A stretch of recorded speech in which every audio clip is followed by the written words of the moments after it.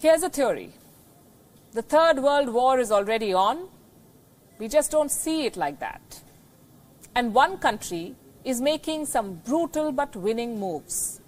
China relies on stealth and deceit, strategic moves that are not entirely confrontational, moves that do not cause immediate shockwaves, tactics that are hiding in plain sight. Tonight, I have 5 very important developments that will tell you how China is exploiting a crisis of its own making. 5 steps. First, selling the world medical gear after making them sick. Second, taking over distressed companies after damaging the global economy. Third, stockpiling cheap crude oil after causing an oil price crash. Fourth, hoarding grain as the world faces a potential famine. And fifth, pumping money into the WHO to control global platforms. This is the plan, and it's already in action. We've already reported in detail about China's substandard gear, the medical gear that it's selling the world, and attempts to buy distressed companies the world over. So we'll focus on the 3 latest moves tonight. Number 1, Chinese investments in the WHO. They have shot up after the US decided to freeze funds. China has decided to donate another $30 million to the WHO, and that too in cash. This is in addition to the $20 million Beijing previously committed to the health body. Until recently, the United States was the largest donor to the WHO. China was contributing around $40 million every year. That is fast changing. China is on its way to becoming the biggest donor to the World Health Organization. China says it is doing so, in their words, to strengthen the health systems in developing countries. We're not sure about that. Here's what it will definitely strengthen, though: China's control on the World Health Organization.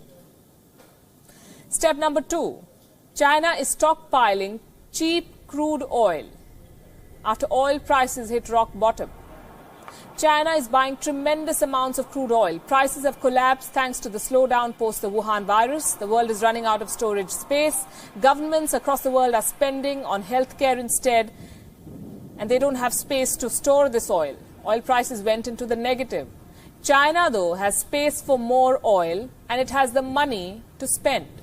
The coronavirus is not as big a problem anymore, it appears. So here's what's happening. Chinese imports have risen by 4.5% last month. Beijing says it is buying more to save the oil industry. How generous. The reality is China is filling its strategic oil reserves. According to one report, China has filled up 65% of its commercial reserve capacity. The Chinese regime is growing more and more self-reliant. Step number 3. China is hoarding grain as the world faces a potential famine. China is buying more and more crops. Reports say 30 million tons at least. China plans to add about 10 million tons of soybean, 20 million tons of corn, 1 million tons of cotton to its state reserves. The bulk of these crops will be imports, mainly from the United States, of all places. The timing is perfect. The US government badly wants to reopen its economy. The coronavirus has muted demand in America. The prices are at their lowest. Beijing wants to make the most of it, and it is. It plans to stockpile crops and release them to whoever and whenever it wants. It also helps China fulfill its trade deal obligations with the United States. For this year, China has agreed to step up its purchase of US goods, $12.5 billion above its baseline for 2017. China is exploiting a crisis of its own making. It is silently working on a post-pandemic power grab, and the world needs to be alert to this.